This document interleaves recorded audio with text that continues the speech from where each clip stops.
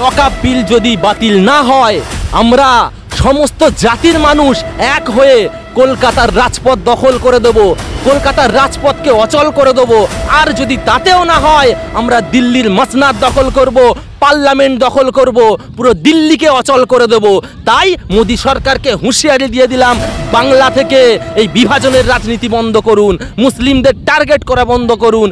দেখুন, এই যে ওয়াকফ বিল পাশ করেছে কেন্দ্রীয় সরকার, এর জন্য কিন্তু সবথেকে বেশি ক্ষতি হবে, সবথেকে বেশি লস হবে মুসলিমদের। কারণ এর মধ্যে কোনো অন্য জাতির সম্পত্তি নাই, এটা অ্যাকচুয়ালি মুসলিম জাতির সম্পত্তি, মুসলিমদের সম্পত্তি, মুসলিমদের পৈতৃক সম্পত্তি।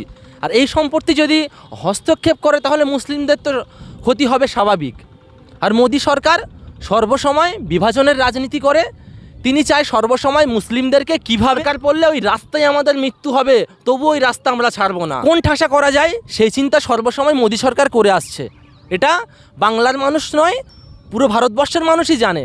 তো আজকের মুসলিমদেরকে অন্য কোনো দিক থেকে কোন ঠাসা করতে পারছে না বলে মুসলিমদের পৈতৃক সম্পত্তি, ওয়াকফ সম্পত্তির দিকে কালো দৃষ্টি দিয়েছিল, আর এখন সেটাকে পাশও করে নিল।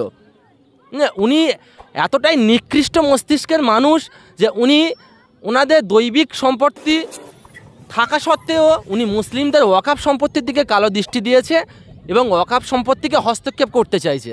এই নিয়ে ভারতবর্ষের মুসলিমরা প্রতিবাদ করছে, রাস্তায় রাস্তায়, গ্রামে গ্রামে, বন্দরে বন্দরে, এমনকি আমাদের কলকাতার রাজপথেও আমরা প্রচুর আন্দোলন করেছি এবং এখনও করছি, যাতে এই ওয়াকফ বিলটা ফের বাতিল হয়ে যায়। যেমন করে কৃষকরা তাদের অনৈতিক বিল প্রত্যাহারের দাবিতে রাস্তায় নেমেছিল, লক্ষ লক্ষ কৃষক এক হয়েছিল, একজোট হয়ে প্রতিবাদ করেছিল, ঠিক তেমনইভাবে দরকার পড়লে আমরা সমস্ত মুসলমান এক হব, একত্রিত হব, হয়ে কলকাতার রাজপথে আমরা দখল তো করেছি, এই মুসলমানের ঢল নিয়ে আমরা দিল্লির মাসনাদ পর্যন্ত পৌঁছে যাব।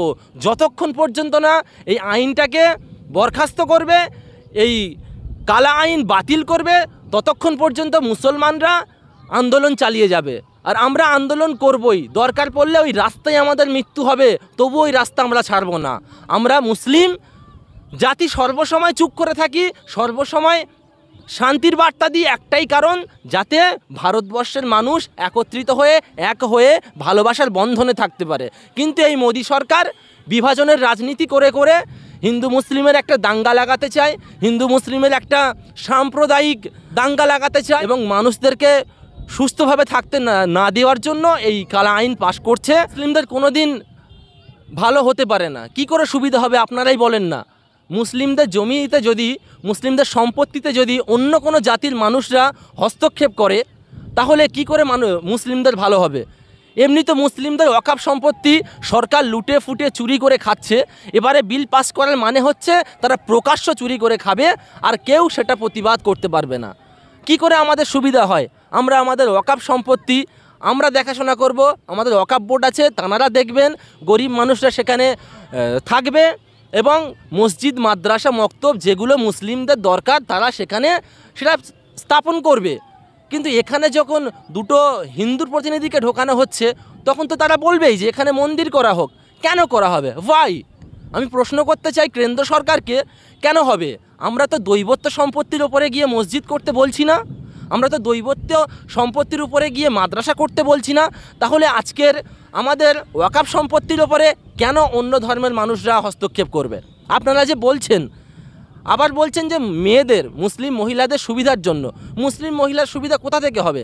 আপনারা এমনি মহিলাদেরকে সুবিধা দিতে পাচ্ছেন না, নিরাপত্তা দিতে পাচ্ছেন না, আপনারা মুসলিম মহিলাদেরকে ওয়াকফ বিল পাশ করানোর পরে সুবিধা দেবেন? যদি মহিলাদের নিয়ে এতই চিন্তা করেন, তাহলে আপনাদের বিজেপি দলে কোনো মুসলিম এমপি কেন নাই? প্রশ্ন রইল আপনার কাছে। যদি মেয়েদেরকে নিয়ে এতই ভাবেন, তাহলে মণিপুরে যে আমার বোনটাকে ন্যাংটো করে ছোটানো হলো, তখন আপনাদের কোনো প্রতিবাদ ছিল না তো? কোথায় ছিল তখন আপনাদের সরকার? কোথায় ছিল ডবল ইঞ্জিনের সরকার? এসব নাটক, মিথ্যাবাদিতা এবং এসব ড্রামা আর চলবে না। ভারতবর্ষের প্রত্যেক জাতির মানুষ বুঝে গেছে যে এই বিজেপি সরকার হচ্ছে স্বৈরাচারী সরকার, বিভাজনের সরকার। ওই জন্যে একে একে সমস্ত জাতির মানুষ আপনাদের ওপরে তহমত লাগাচ্ছে, আপনাদেরকে আর চাইছে না।